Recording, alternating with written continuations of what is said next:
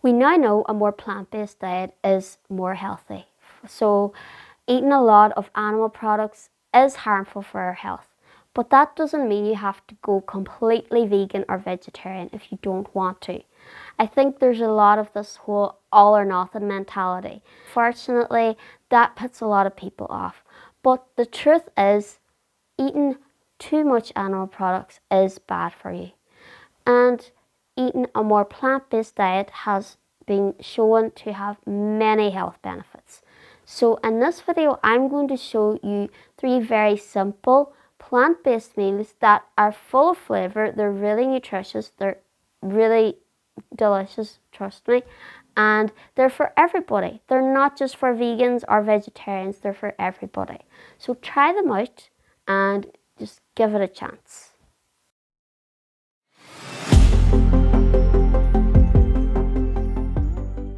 Hi, my name is Sorcha. I'm a nutritionist and healthy lifestyle blogger from Ireland, and on this channel I make healthy living simple because it doesn't have to be complicated.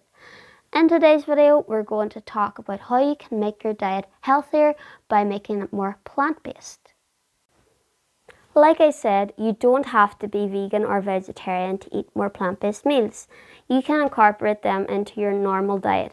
Cutting back on things like red meat and other animal products has been shown to help with overall health, especially heart health. So if you have problems with your blood pressure or cholesterol, or you have a history of heart issues in your family, it would be a good idea to maybe look at how much animal products you are eating and maybe cut back on them a little bit and add in more plant-based products. Then of course you have it helps maintain weight because fibre is in vegetables and fruit, and that's where you get fibre from plant products. So yeah, fibre helps you maintain a healthy weight. Then also fibre is important for a healthy gut, and we now know how important a healthy gut is. Your gut is like your second brain. So if you have a healthy gut, it can help with things like depression. It can help with things like obviously digestion, things like that, weight maintenance, things like what your food cravings are. So if you have bacteria, a lot of bacteria in your gut that love sugar, you're going to crave more sugar. If you have a lot of gut bacteria that crave fibre and fruit and vegetables, then you're going to crave them too. So that's another thing that is beneficial, plant-based diet. And also plant-based diet has been shown to increase your lifespan. Studies have been done on countries that, like, people who are adopting a traditional Mediterranean diet now, like that's not like one full of pizza and pasta and all that crack.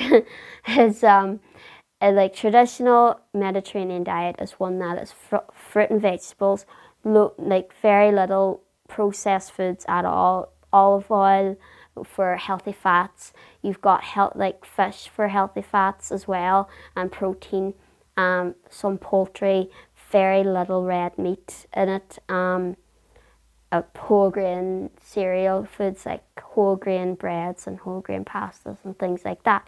So that kind of diet, I'm calling it a diet, but it's more of a lifestyle kind of way people eat there, that has been shown to increase your lifespan.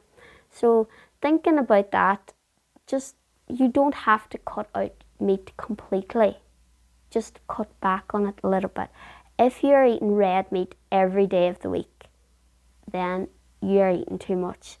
You really should only be eating red meat twice a week at the most. Yeah, twice a week.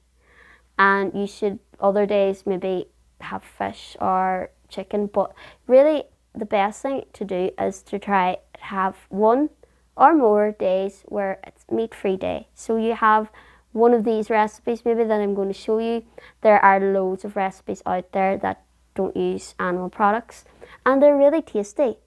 So they're also full of antioxidants because fruit and vegetables are a great source of antioxidants. Antioxidants fight free radicals. Now if you don't know what that is, you don't need to. Basically, having a diet high in antioxidants will lower your risk of getting chronic diseases like diabetes type 2 diabetes, heart disease, any chronic disease that is caused by inflammation in the body, which is pretty much all of them. They've found that societies that don't eat a lot of animal products, so not really Western societies, they don't really, these chronic diseases that we see a lot of here don't exist there.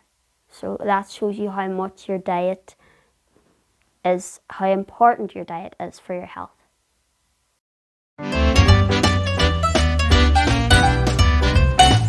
This recipe is for pizza. Pizza can be made vegan very simply by just not having toppings that are made from meat and using vegan cheese. So I have made my base. You can use anything for a base. You can use tortilla wraps, you can use pita breads, you can buy ready-made bases. Making your own base is worth it though, and I'll link a recipe to the base that I use. I've tried a lot of different recipes for different pizza bases, and this I think is the best one. What you need to do is you need to make your base or whatever you're using for a base and have it out ready. And now we're going to make the pizza sauce. For the sauce, you're going to need 1 can of chopped tomatoes. You're going to need 2 garlic cloves crushed, or if you like garlic, you could have 3 or more. You're going to need some extra virgin olive oil or any kind of oil that you like to use.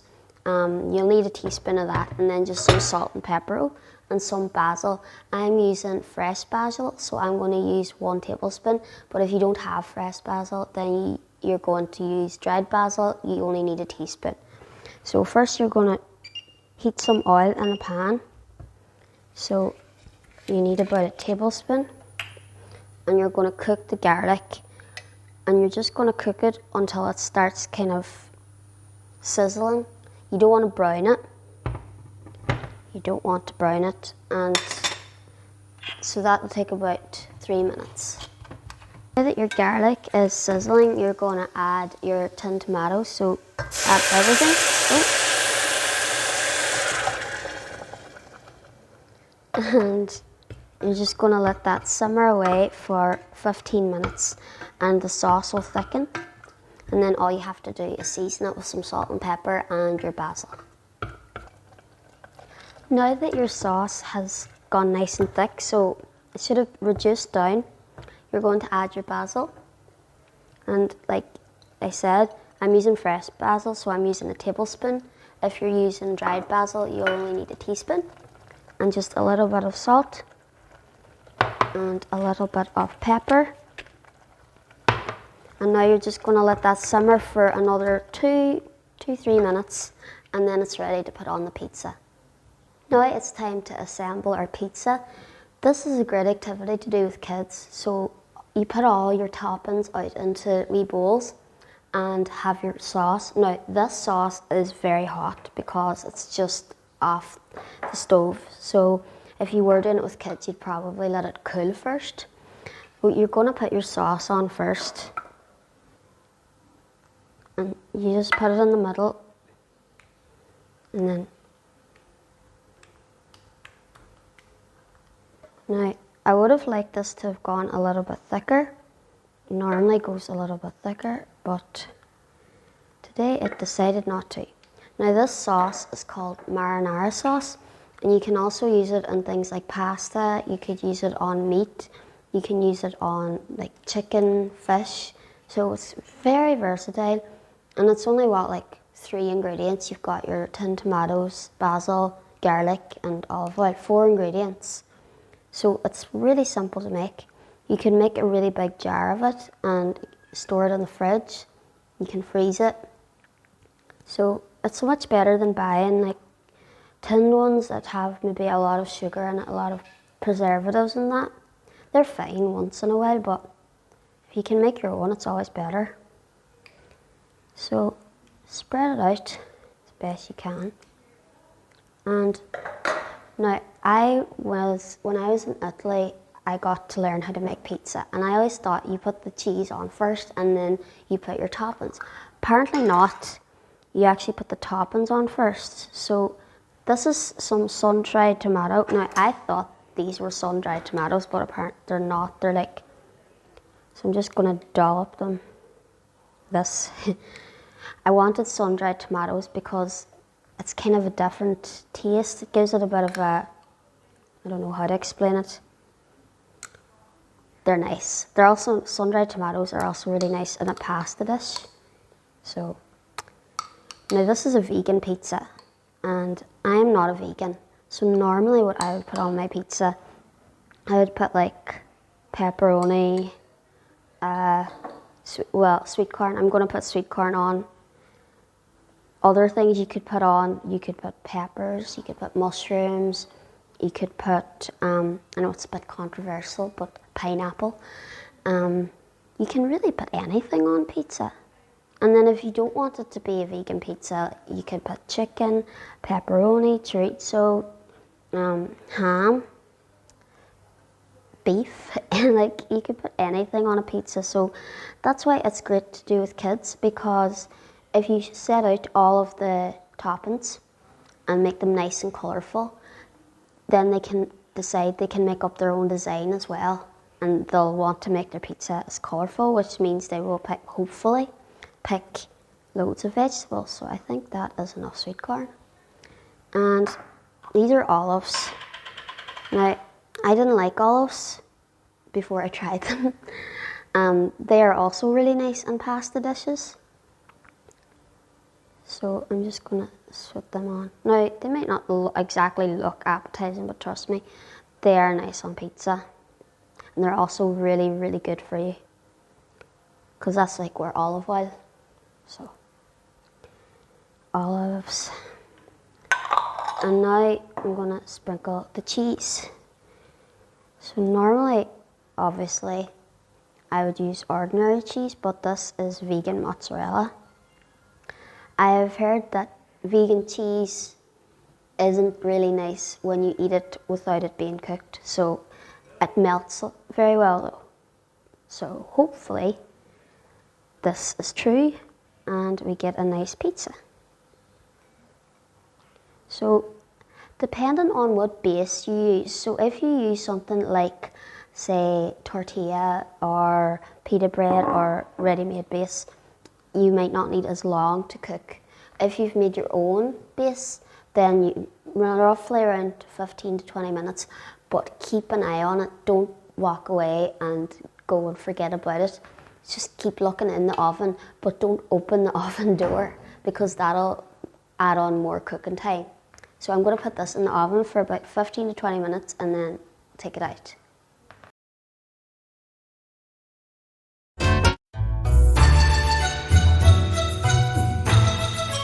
Today I'm going to make satay noodle soup. This is completely meat-free, so it's vegan friendly. And for this, you're going to need peanut butter, 2 tablespoons of peanut butter. You're going to need 1 tablespoon of soy sauce. You're going to need the zest of 1 small lime, so that's when you grate the outside of it, and you're also going to need the juice of that lime. You're going to need 1 large carrot cut into ribbons. So I literally just use this potato peeler to cut the carrot into ribbons. And you're going to need 2 spring onions chopped up. You're going to need 1 clove of garlic crushed. And you're going to need 25 grams of cream coconut. Now, I hadn't actually heard of cream coconut before. Like, I've heard of coconut milk, but it comes in like sachets like this. I'm sure it's kind of like powder, but it's not. But anyway, it's a bit like butter, like gritty butter. Anyway, you're going to need 25 grams of that. You're going to need 450 ml of water, and you're going to need a tablespoon of sesame oil. We're going to use the sesame oil to cook with, so you don't need olive oil. And you're going to need rice noodles. These are wholemeal rice noodles, and rice noodles are actually a really great alternative to wheat noodles. They're a lot lighter, So if you find that you get very bloated after eating normal like egg noodles or wheat noodles, then try rice noodles. They really are so much lighter, and I'm pretty sure they're naturally gluten free, so also, and they're vegan friendly as well. So they are a great alternative, and they do taste really nice. So first thing we are going to do is we're going to mix peanut butter and soy sauce in with the lemon juice and the lemon zest. So I'm just literally gonna pour it all into this little cup. Less washing up for me. And you're gonna need 2 tablespoons of peanut butter. I'm using smooth peanut butter. But if you want, I'm sure you could probably use the not smooth, the opposite of smooth one. I don't think it matters. Crunchy peanut butter. I don't think it matters. And you're going to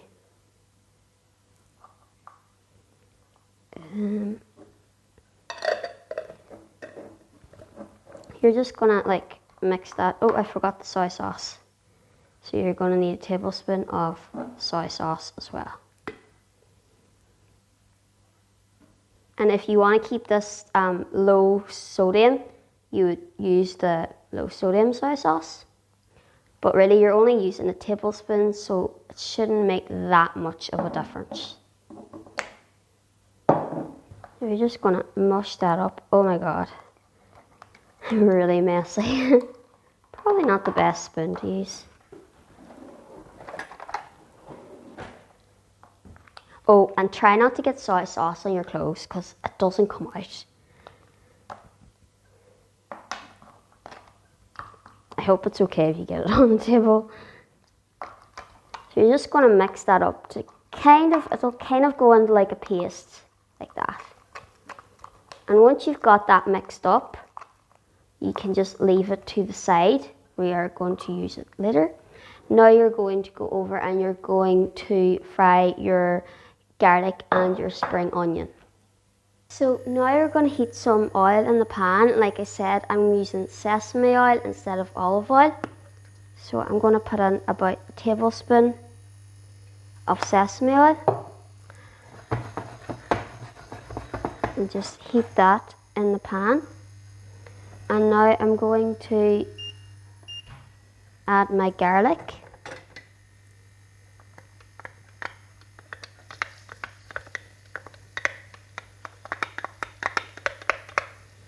And even the sesame oil, the smell of the sesame oil heating, it gives you that like oriental vibe. So that's what we're going for. And I'm going to put in my spring onion.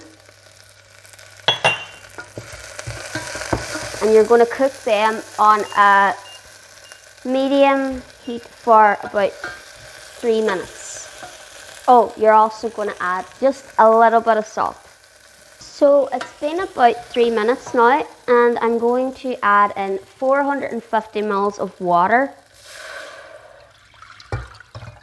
And I'm going to crumble in the cream coconut. So it's a little bit hard, but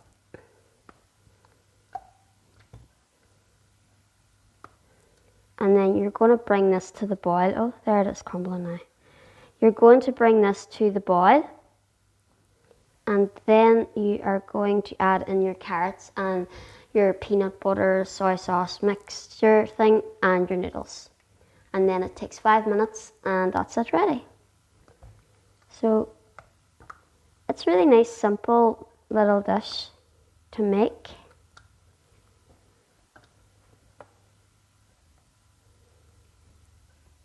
And the noodles give it that carbohydrate. Then you've got your veg, so you've got your spring onions, your carrots. You've got your healthy fats in your peanut butter.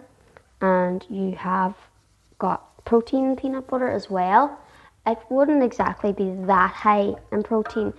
Maybe you've got fat in the coconut as well, but it is a nice little snack. So I'm going to let that come to the boil. which will take a few minutes before I add in the rest. Now my soup has come to the boil. I'm going to turn it down a little bit, and I'm going to put in my peanut butter, soy sauce, lime mixture.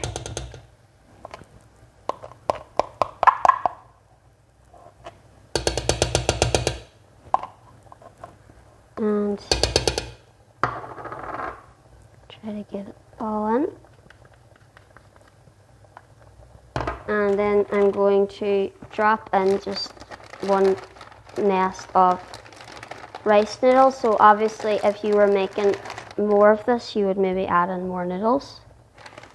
And I'm going to add in my carrots. Now, you only add in half of them now, and then you can top them with raw carrots.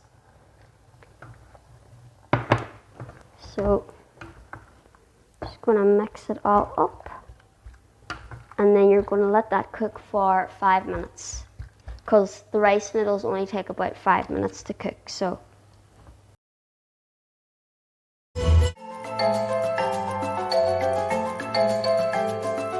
today we're going to make a Spanish stew. This stew is meat free, so it's suitable for vegans, but it's also a great way to get in your vegetables. It's also full of protein because we're going to use cannellini beans. And in it, we're going to use 2 peppers. So I've chosen an orange and yellow one. You can choose whatever colours you like. 1 onion, chopped up. 2 cloves of garlic, or if you really like garlic, you could add more. We're going to crush them. Coriander. Now, I've used fresh coriander, a tablespoon of fresh coriander. If you don't have fresh coriander, use dried coriander. You only need a teaspoon then. Now, for the spices, I've got smoked paprika, a teaspoon of smoked paprika, and a teaspoon of cumin. Now, in the recipe, it does also say cayenne pepper, half a teaspoon of cayenne pepper. Me no likey spicy food, so I am not going to put that in mine. But if you do like spicy food, you put in half a teaspoon. And then we've got 1 can of tinned tomatoes, chopped tomatoes, your can of cannellini beans. Now, you can use green beans, or I've got this, it's mange too. Now, that's not very Spanish, but green beans as well. And if you're using green beans, you want to cut them in half because they're quite long. I've also got a tablespoon of tomato puree, and I've got 200 ml of vegetable stock. And then I've got my olive oil for frying. The first thing you need to do is you need to cook your green beans or your mange too. It takes about 30 seconds for the green beans. For the mange too, it will take 2 to 3 minutes. So that's what I'm going to do now. So I've got my water bubbling here and ready to boil my mange too. I'm just going to put it in, and that's going to take about 2 to 3 minutes. And then what you're going to do next is you're going to need a pan like this, because you're going to fry your peppers, your onions and your garlic. While your green beans or mange too is cooking, you can start frying your peppers, your onions and your garlic. You're going to put in about a tablespoon of oil into the pan.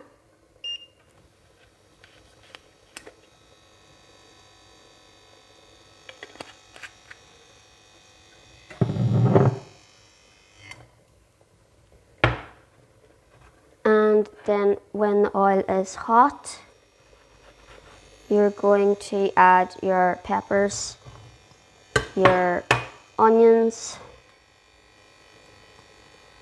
and your garlic.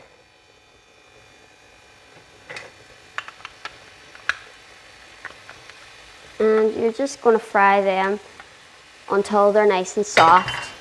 So it'll be a couple of minutes. It'll be about 3 to 4 minutes. So my green beans are ready now, and I've drained them. They're just here. You're not going to need them till the end. So my vegetables are nice and soft now. I am going to add in my spices. So my smoked paprika and my cumin. And if you are using cayenne pepper, you'll add it in now. And my coriander. So if you're using dried, you'd only need a teaspoon. And if you're using fresh, you use a tablespoon. and my tomato puree. So a tablespoon of that. I'm just gonna mix that up. It already smells so good. And it's really nice and colourful as well, so it'll look pretty. Now you're gonna fry that for another minute, and then you're going to add in your cannellini beans and your tinned tomatoes. And the cannellini beans, you're going to need to drain them, and I like to kind of just rinse them under a bit of cold water. You do that with chickpeas as well. If you drain them, you should rinse them. I'm not quite sure why, but then you're going to pour in the tinned tomatoes, the beans, and your stock, and you will let it simmer then for 10 minutes. Then add in the beans, and you serve this with rice, but you can serve it with anything but rice. So that's about a minute now, so we're going to add in everything else now. So I like to have everything lined up in order so I don't mix things up. So like I said, I've drained my cannellini beans. These are a great source of protein, a great source of fibre. So if you are making something that's meat-free, beans are a great alternative to meat. And now I'm going to pour in my tinned tomatoes.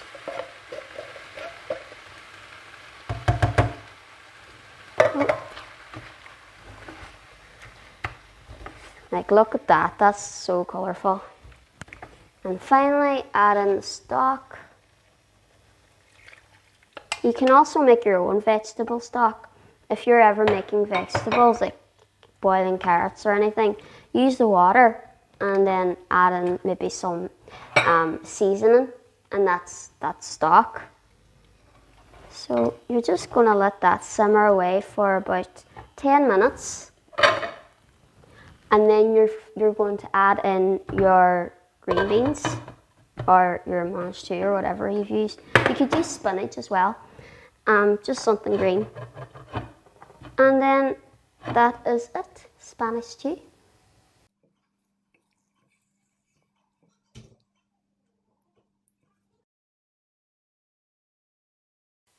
If your diet needs a little bit of a revamp, but you don't know when to start, then please avail of my free 45-minute introductory nutrition consultation.